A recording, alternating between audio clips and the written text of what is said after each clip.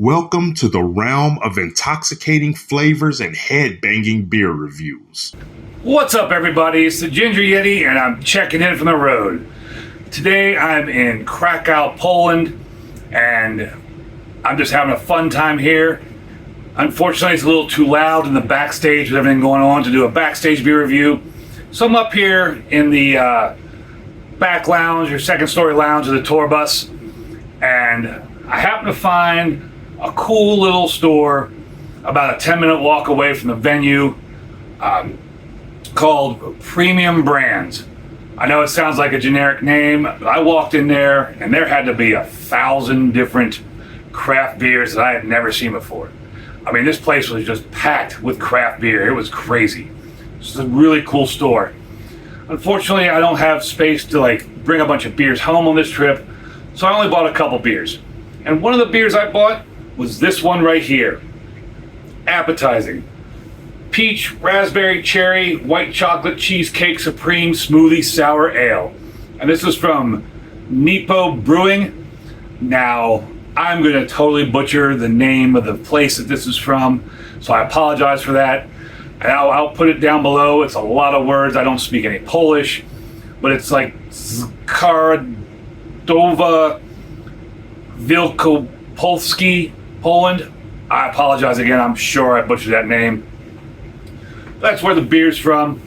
I paid about 21 zloty for it, which is roughly $5.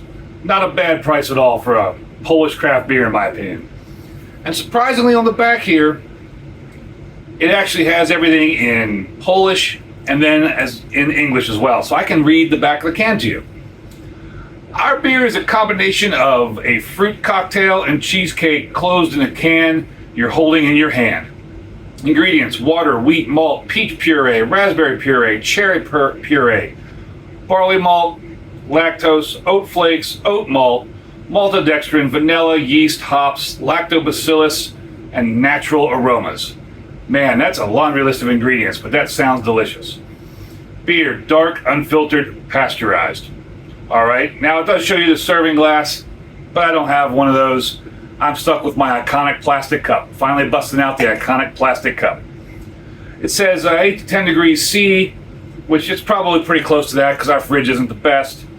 They do keep things cool, but not super cold, not like American fridges where it damn near freezes a beer. So it's probably right around that temperature already. It's 4.5% alcohol. Not a lot else interesting on the can. It's a 500 ml can. Not just a beer, it's the beer. Pretty interesting claim there. They also have the date on the can, real easy to read, which is cool. This was best before. I always get confused because the days go first and then the months in Europe. So best before August 29th, 2024. This is August 6th, so it's still in date. That's cool. Batch number is the same as the best before date. Again, this just looks like a big piece of cheesecake with the fruit sauce all over it. Show you that again. And this just sounded delicious when I saw it. They do put the stupid price tag on the mouth. You've heard me complain about that enough. Put this on the side over here. Let's just get right on into the beer. Nice shaklooks just splashed all over my laptop. That was a smart place to put it. And this is obviously not going to be on the SRM chart. I don't know what color I expected it to be, but that is not on the SRMs. That is just like a cherry-ish, lots of floaters. I'm getting big whiffs of fruit already. Oh, that smells like cheesecake. Vanilla, raspberry, cherry, cheesecake. I'm surprised it actually smells like cheesecake. Yeah, this smells like if you got a fresh slice of cheesecake with all those fruit sauces put on top of it. That's what this smells like. That's crazy. Again, this is like a reddish cherry juice, real thick. I don't know if you can see that on camera, but there are a lot of floaters in that beer. Nice soda-like head, but it's not dissipating. Man, just all that in there. That looks like a smoothie. All that stuff just floating in there. That's ridiculous.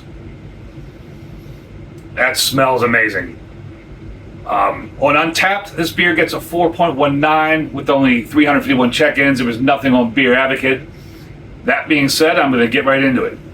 Cheers, everybody. Not sure how you say cheers in Polish.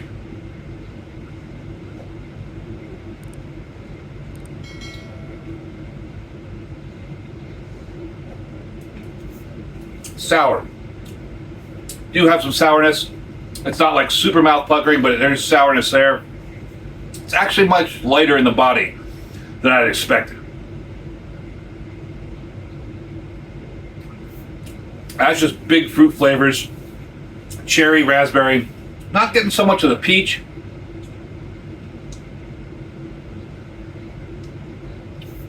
You do get that vanilla. And although I said it's light bodied, it does have kind of a creamy consistency, like, which I guess is where that cheesecake comes in. You do get a little bit of flavor, like cheesecake flavor almost. I mean, this is kind of reminiscent of a piece of cheesecake with fruit and stuff on it. That's really good. That's surprising.